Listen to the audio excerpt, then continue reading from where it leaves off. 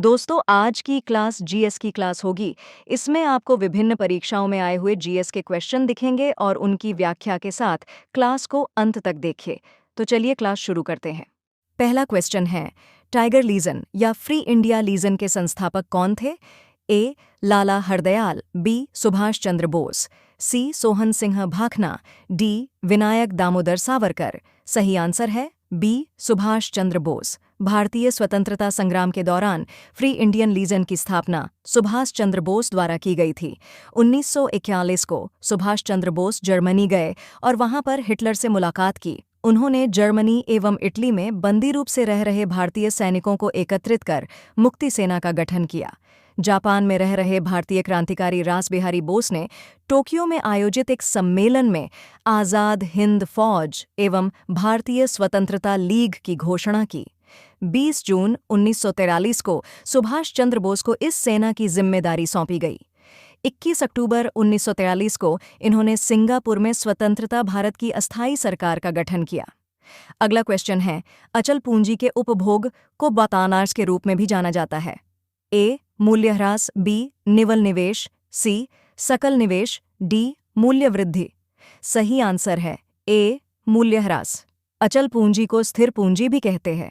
अचल पूंजी में ऐसी संपत्तियां शामिल होती हैं जिनका किसी वस्तु या सेवा के उत्पादन में उपभोग या विनाश नहीं किया जाता है और जिनका कई बार उपयोग किया जा सकता है। संपत्ति, संयंत्र और उपकरण मानक निश्चित पूंजी वस्तुएं हैं। अचल पूंजीगत संपत्तियां आमतौर पर अतरल वस्तुएं होती हैं और समय के साथ उनका मूल्य ह्रास हो जाता है। स्थिर पूंजी का विपरीत परिवर्तनशील पूंजी है। अगला क्वेश्चन है, भारतीय लेखा परीक्षा और लेखा विभाग का प्रशासनिक प्रमुख कौन होता है? ए. महानिदेशक, बी. नियंत्रक एवं महालेखा परीक्षक, सी. महालेखाकार, डी. प्रधान महालेखाकार। सही आंसर है बी. नियंत्रक एवं महालेखा परीक्षक।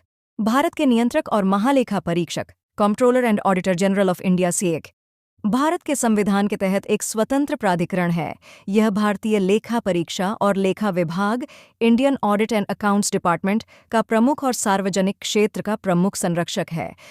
अगला क्वेश्चन है, वैदिक आर्य सप्त सिंधु नामक क्षेत्र में रहते थे, जिसका अर्थ 7 नदियों द्वारा अपवाहित क्षेत्र है। 7 नदियों में से एक झेलम नदी है। इसका प्राचीन नाम क्या था? ए. परुष्णी, बी. विपाश, सी. अस्किनी, डी. वितस्ता। सही आंसर है डी. वितस्ता। अन्य नदियों के प्राचीन नाम है गंडक का सदानीरा, स्वात का सुवस्तु, काबुल का कुभा, घाघरा का कर्णाली, कोसी का कौशिकी, कृष्णा का कान्हा पेन्ना, चंबल का चरमणवती, बेतवा का वेत्रवती, लूनी का सागरमती, नर्मदा का नमाड़े। अगला क्वेश्चन है, भारत में अंग्रेजों द्वारा शुरू की गई राजस्व संग्रह की रैयतवाड़ी व्यवस्था पर आधारित थी। ए. माल्थस के लगान सिद्धांत, बी. स्मिथ के लगान सिद्धांत, सी. रिकार्ड के लगान सिद्धांत, डी. मार्क्स के लगान सिद्धांत। सही आंसर है सी. रिकार्ड के लगान सिद्धांत। रैयतवाड़ी व्यवस्था के तहत लगभग 51% भूमि आई। इसमें रैयतों या किसानों को भूमि का मालिकाना हक प्रदान किया गया। अब किसान स्वयं कंपनी को भू राजस्व देने के लिए उत्तरदायी थे। इस व्यवस्था में भू राजस्व का निर्धारण उपज के आधार पर नहीं बल्कि भूमि की क्षेत्रफल के आधार पर किया गया। 6. भरतनाट्यम दक्षिण भारत के धार्मिक विषयों और के आध्यात्मिक विचारों को व्यक्त करता है। ए. जैन धर्म, बी. शैव धर्म, सी. सूफी धर्म, डी. बुद्ध धर्म। सही आंसर है बी. शैव धर्म। भरतनाट्यम सबसे पुराना भारतीय शास्त्रीय नृत्य है और इसकी उत्पत्ति सैकड़ों वर्ष पहले भारतीय राज्य तमिलनाडु में हुई थी। यह नृत्य रूप दक्षिण भारत के धार्मिक विषयों और आध्यात्मिक विचारों को व्यक्त करता है। प्राचीन तमिल महाकाव्य शिल्पाटिकाराम में भरतनाट्यम का वर्णन है। 7. निम्नलिखित में से कौन सा त्योहार टाई ऑफ प्रोटेक्शन शब्द से जुड़ा है? ए. रक्षाबंधन, बी. करवा चौथ, सी. छठ पूजा, डी. बैसाखी। सही आंसर है ए. रक्षाबंधन। 8. भारतीय संविधान के निम्नलिखित में से कौन से अनुच्छेद नागरिकता से संबंधित हैं? ए. अनुच्छेद 5 से 11, बी. अनुच्छेद 2 से 4, सी. अनुच्छेद 25 से 31, डी. अनुच्छेद 15 से 21। सही आंसर है ए. अनुच्छेद 5 से 11 भारतीय संविधान के भाग 2 में नागरिकता का प्रावधान है। भाग 2 में अनुच्छेद 5 से 11 तक शामिल हैं। अनुच्छेद 5 में संविधान के प्रारंभ में नागरिकता शामिल है। अनुच्छेद 6 में कुछ ऐसे व्यक्तियों के नागरिकता के अधिकार शामिल हैं जो पाकिस्तान से भारत आए हैं। अनुच्छेद 8 में भारत के बाहर रहने वाले भारतीय मूल के कुछ व्यक्तियों के नागरिकता के अधिकार शामिल हैं। अगला क्वेश्चन है, एकल के लिए बैडमिंटन कोर्ट की लंबाई कितनी होती है? ए 13.55 मीटर, बी 13.40 मीटर, सी 13.40 मीटर, डी 14 मीटर सही आंसर है। सी 13.40 मीटर बैडमिंटन वर्ल्ड फेडरेशन के दिशा निर्देशों के अंतर्गत बैडमिंटन के कोर्ट की लंबाई को 13.40 मीटर 40 फीट सिंगल्स और डबल्स का बनाया जाता है। वहीं कोर्ट की चौड़ाई को सिंगल्स के लिए 5.18 मीटर 17 फीट और डबल्स के लिए 6.1 मीटर 20 फीट रखा गया है। अगला क्वेश्चन है, चोल प्रशासन में गांवों में सदन होती थी जो मुख्य रूप से ब्राह्मणों द्वारा बसाई गई थी। ए नगरम, बी सभा, सी उर, डी खिल्य। सही आंसर है बी सभा। चोल राजवंश दक्षिण से भारत का एक तमिल थैलासोक्रेसी साम्राज्य था। विश्व के इतिहास में यह सबसे लंबे समय तक शासन करने वाले राजवंशों में से एक था। साम्राज्य का संदर्भ 3री शताब्दी ईसा पूर्व के अशोक के शिलालेखों में पाया जा सकता है। तमिलकम के 3 राजमुकुटधारी राजाओं में से एक के रूप में पांड्य और चेर के साथ चोल राजवंश ने 13वीं शताब्दी ईस्वी तक शासन करना जारी रखा। अगला क्वेश्चन है, न्यायाधीशों को एक उच्च न्यायालय से दूसरे उच्च न्यायालय में स्थानांतरित करने का अधिकार किसके पास है? ए भारत के राष्ट्रपति, बी सर्वोच्च न्यायालय के वरिष्ठतम न्यायाधीश, सी भारत के कानून मंत्री, डी भारत के मुख्य न्यायाधीश। सही आंसर है ए भारत के राष्ट्रपति को राष्ट्रपति संबंधित उच्च न्यायालय के मुख्य न्यायाधीश से परामर्श करने के बाद एक न्यायाधीश को एक उच्च न्यायालय से दूसरे में स्थानांतरित कर सकते हैं। अगला क्वेश्चन है, निम्नलिखित में से किसकी स्थापना 1875 में बंबई में हुई थी?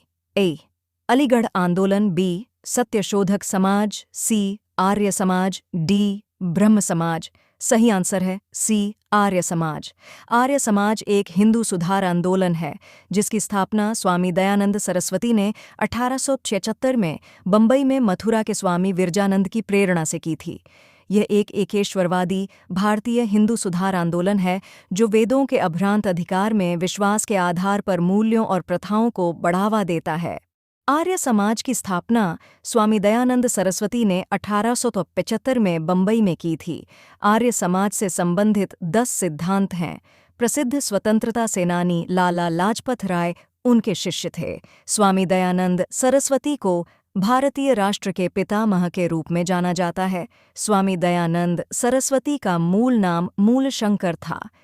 अगला क्वेश्चन है, उत्तर पश्चिम भारत में पठानों ने किसके नेतृत्व में लाल कुर्ती रेड शर्ट के नाम से मशहूर खुदाई खिदमतगार संस्था की स्थापना की थी? ए खान अब्दुल गफ्फार खान, बी हसरत मोहानी, सी M.A. अंसारी, डी मोहम्मद अली। सही आंसर है ए खान अब्दुल गफ्फार खान।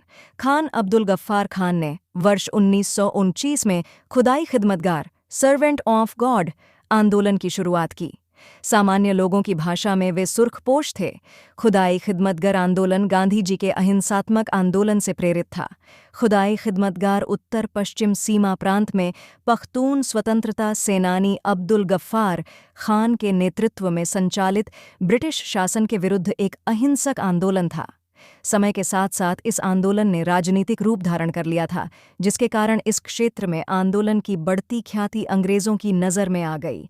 वर्ष 1929 में खान अब्दुल गफ्फार खान और अन्य नेताओं की गिरफ्तारी के बाद यह आंदोलन ऑल इंडिया मुस्लिम लीग से समर्थन प्राप्त करने में विफल रहा, जिसके बाद यह आंदोलन औपचारिक रूप से भारतीय राष्ट्रीय कांग्रेस में शामिल हो गया। खुदाई खिदमतगार के सदस्यों को संगठित किया गया और पुरुषों ने गहरे लाल रंग की शर्ट, जिसे वे वर्दी के रूप में पहनते थे, और महिलाओं ने काले रंग के वस्त्र धारण किए। खुदाई खिदमतगारों ने भारत के विभाजन का विरोध किया। 14 निम्नलिखित में से कौन सा विकल्प भारतीय संविधान में रिपब्लिक गणतंत्र शब्द का अर्थ बताता है? आई मनोनीत प्रमुख, बी अधीनस्थ प्रमुख, सी निर्वाचित प्रमुख, डी वंशानुगत प्रमुख। सही आंसर है सी निर्वाचित प्रमुख। भारत का संविधान गणतंत्र है क्योंकि इसमें कोई वंशानुगत तत्व नहीं है। एक राजतंत्र में राज्य का प्रमुख, प्रायः राजा या रानी, वंशानुगत स्थिति का आनंद लेता है और इसलिए राज्य के प्रमुख के कार्यालय को उत्तराधिकार के माध्यम से पारित किया जाता है और चुनाव के माध्यम से नहीं, जैसा कि ब्रिटेन में है। एक गणतंत्र में दूसरी ओर राज्य के प्रमुख को हमेशा एक निश्चित अवधि के लिए प्रत्यक्ष या अप्रत्यक्ष रूप से चुना जाता है, जैसे संयुक्त राज्य अमेरिका, भारत। इसलिए हमारे संविधान में गणतंत्र शब्द इंगित करता है कि भारत का एक निर्वाचित प्रमुख है जिसे राष्ट्रपति कहा जाता है। वह 5 वर्ष की निश्चित अवधि के लिए अप्रत्यक्ष रूप से चुने जाते हैं। अगला क्वेश्चन है, मृच्छकटिकम नाटक निम्नलिखित में से किसने लिखा था? ए. अमर सिम्हा, बी. शूद्रक, सी. कालिदास, डी. भाष। सही आंसर है बी. शूद्रक। मृच्छकटिकम शूद्रक द्वारा लिखित एक संस्कृत नाटक है। मृच्छकटिकम 2वीं शताब्दी ईसा पूर्व में संस्कृत में लिखी गई है। यह एक गुणसंपन्न ब्राह्मण चारुदत्त और एक गणिका वसंत सेना की प्रेम कहानी है। किसी भी ऐतिहासिक अभिलेख में शूद्रक नाम के राजा का उल्लेख नहीं है। शूद्रक के अन्य उल्लेखनीय कार्य हैं वीणा, वासवदत्ता, भाण, पद्म प्रभृतक। अगला क्वेश्चन है, निम्नलिखित में से हिमालय के किस उपखंड में कंचनजंगा पर्वत स्थित है? ए. अरुणाचल हिमालय, बी. कश्मीर हिमालय, सी. दार्जिलिंग और सिक्किम हिमालय, डी. हिमाचल और उत्तरांचल हिमालय। सही आंसर है सी. दार्जिलिंग और सिक्किम हिमालय। कंचनजंगा दुनिया का तीसरा सबसे ऊंचा पर्वत है, जिसकी ऊंचाई 28,169 फीट है।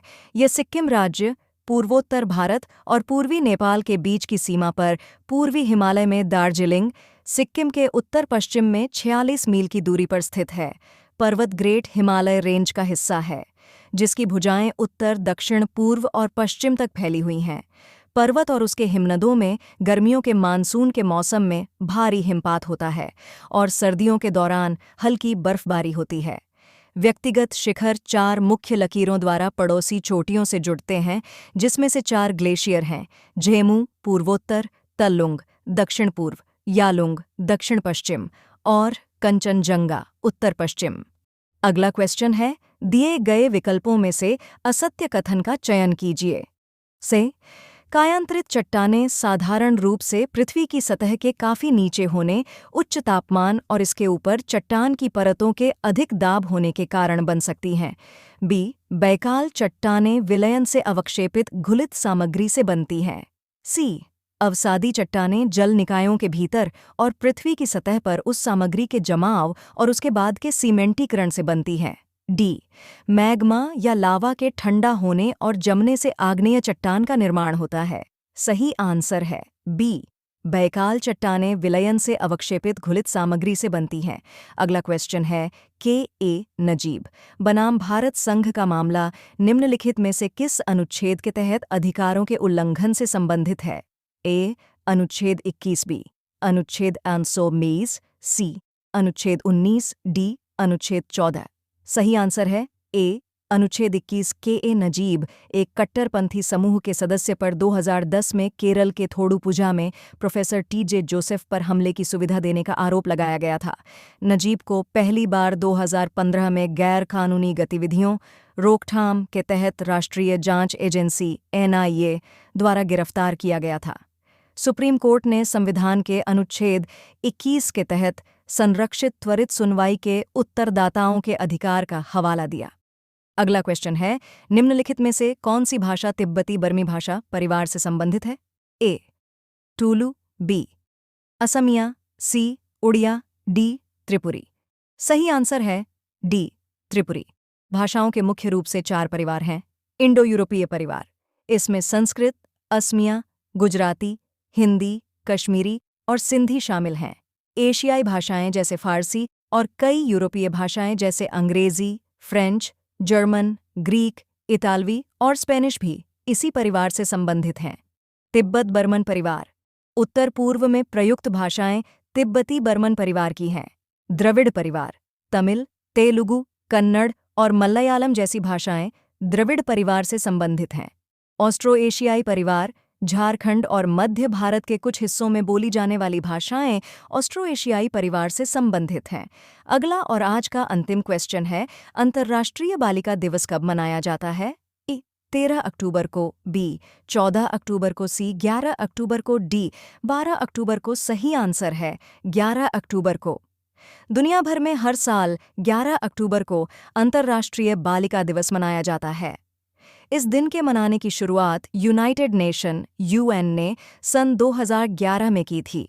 International day of girl child को मनाने के पीछे का उद्देश्य लड़कियों को विकास के अवसर प्रदान कर समाज में लड़कियों को सम्मान और अधिकार दिलाना है।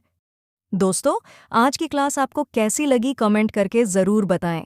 अगर आपको क्लास पसंद आई तो वीडियो को लाइक करें, अपने दोस्तों के साथ शेयर करें और हमारे YouTube चैनल को सब्सक्राइब करें। मिलते हैं जल्दी एक नई क्लास के साथ। Thank you.